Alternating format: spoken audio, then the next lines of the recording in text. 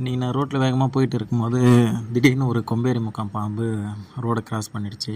உடனே நானும் கீழே இறங்கி அந்த பாம்பு பின்னாடி போயிட்டேன்.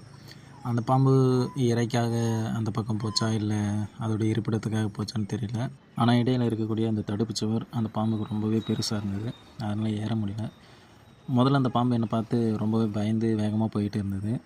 கொஞ்ச நேரம் கழித்து அது என்ன கவனிச்சுது, நான் அதை நல்லா கவனிக்கிறத பார்த்துது. அந்த பாம்பு உடனே அமைதியாகிடுச்சு. அமைதியான பாம்பு கொஞ்சம் நேரம் என்னை கவனிச்சுட்டு, உண்மையாலுமே புரிஞ்சுதா புரியலையேன்னு தெரியல, ஆனால் அந்த பாம்பு நம்மளை கவனித்த விதம் நம்ம ஒரு மனுஷனை கவனித்து என்ன மனநிலைமையில் இருக்கிறோன்னு புரிஞ்சுப்போமோ அதுபோல் அந்த பாம்பு புரிஞ்சுக்கிச்சு. அதுக்கப்புறம் கவனித்த பாம்பு சாலையை கடக்கிறதுக்காக உதவி செய்கிறோன்றத புரிஞ்சுக்கிட்டு வண்டி வரும்போது கிராஸ் பண்ணிச்சு. அப்புறம் அங்கே சாலைகளில் வந்த வண்டிகளை மறித்து பாதுகாப்பாக அந்த பாம்பை வந்த பக்கமே சாலையை கடக்க வச்சாச்சு. இதுலேருந்து என்ன புரியுதுன்னா, இந்த உலகத்தில் எல்லா உயிருமே ஒன்றோட ஒன்று தொடர்பில் தான் இருக்குது.